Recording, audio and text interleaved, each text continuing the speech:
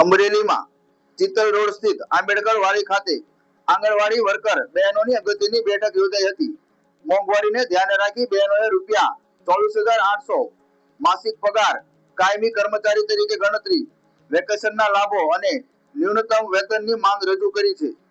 અમરેલી જિલ્લા પ્રમુખ ભાવનાબેન પાટલિયાએ જણાવ્યા મુજબ હાઈકોર્ટના ચુકાદા સામે સરકાર સુપ્રીમ કોર્ટમાં અપીલમાં ગઈ હોવાથી અંતિમ નિર્ણય ન આવે ત્યાં સુધી વચગાળાના વેતન તરીકે ઓછામાં ઓછા રૂપિયા 18,500 ચૂકવવામાં આવે। સરકાર દ્વારા માંગણીઓ ન સ્વીકારાતા આવેદનપત્ર આપવાને બદલે આગામી સપ્ટેમ્બર માસમાં રાજ્યભરમાંથી આશરે 50,000 આંગણવાડી બહેનો એકત્રિત થઈને ગાંધીનગર ખાતે ઉગ્ર આંદોલન કરશે અને જરૂર પડે તો દિલ્હી સુધી વિરોધ લંબાવશે। Reporter Rashid Somra, SD news Gujarati, Amreli.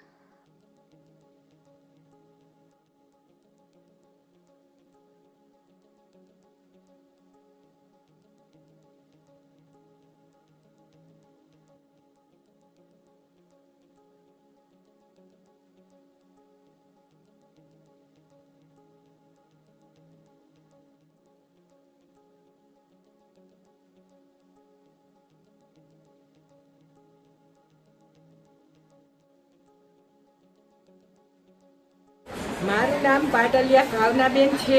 હું અમરેલી જિલ્લાની પ્રમુખ છું અને અમે વર્ષોથી સરકાર પાસે એક જ માગણી કરીએ છીએ કે અમને સમાજજનક વેતન આપો। કેટલી રેલી કરી, કેટલા આવેદન કર્યા, કેટલી વાર કમિશનર સાથે બેઠક કરી, સચિવ સાથે બેઠક કરી, પણ કોઈ પણ જાતનો અમારા પ્રશ્નનો, અમારી જે 12 માંગણી છે એમાંથી એક પણ માંગણીનો ઉકેલ આવેલ નથી, સિવાય કે એક નવા મોબાઈલ આપ્યા। પણ જેવા નવા મોબાઈલ આપ્યા એટલી અમારે એપ્લિકેશન અને એટલું કામનું ભારણ છે, છતાંય અમે કામ કરવાની ના જ નથી પાડતા। પણ અમને સમાનજનક વેતન આપવું જોઈએ, જે નામદાર હાઈકોર્ટે ચુકાદો આપ્યો 24,800 અને 20,300, તો એના માટે સરકાર અમારી સામે અપીલમાં ગઈ સુપ્રીમ કોર્ટમાં અમે પણ કેસ દાખલ કર્યો છે અને અત્યારે અમારો કેસ ટેબલ પર પણ આવી ગયો છે। ત્યાં સુધી અમે સરકારને એમ કહીએ છીએ કે જ્યાં સુધી સુપ્રીમનો ચુકાદો ન આવે ત્યાં સુધી અમને વચગાળાનું વેતન આપો। જે અત્યારે 18,500 છે, નાનામાં નાનું વેતન છે, એના માટે અમે સરકાર પાસે માગણી એક કરીએ છીએ। પણ સરકાર હજી સુધી અમારા એક પણ અમને 2 મહિનાનું સરકારે કીધેલું કે ચૂંટણી પછી જાહેર કરશું, પણ સરકારે જાહેર કરેલ નથી।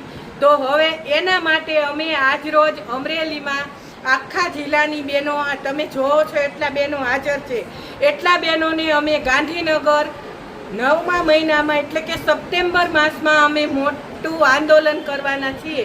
એના માટે દરેક બહેનોને દરેક તાલુકામાં અમે પત્રિકાનું વિતરણ કરેલ છે અને આજે અમારો કાર્યક્રમની રૂપરેખા વિશે અમે અહીંયા ભેગા થયેલા છીએ બહેનો। અમે આજે કોઈને આવેદનપત્ર પણ આપેલ નથી, કારણ કે અમે આવેદનપત્ર આપી અને ખૂબ જ ધરાઈ ગયા છીએ।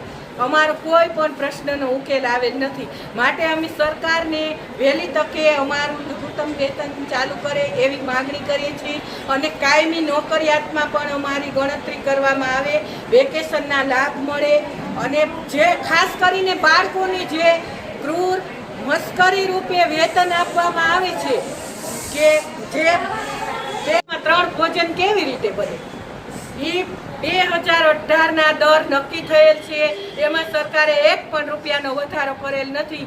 મોંઘવારી દિવસે દિવસે વધે છે, પણ બાળકોના પોષણ આહારમાં તો એના એ જ પૈસા અને 3 રૂપિયામાં ફળ, તો અત્યારે 3 રૂપિયામાં ફળ કયું બજારમાં મળે છે, તો સરકાર એ પણ વધારો કરતી નથી। તો અમારા એક પણ પ્રશ્નનો સરકાર ઉકેલ નહીં આપે તો અમે આના પછીનું અમે ઉગ્ર આંદોલન કરવાના છીએ સપ્ટેમ્બર મહિનામાં।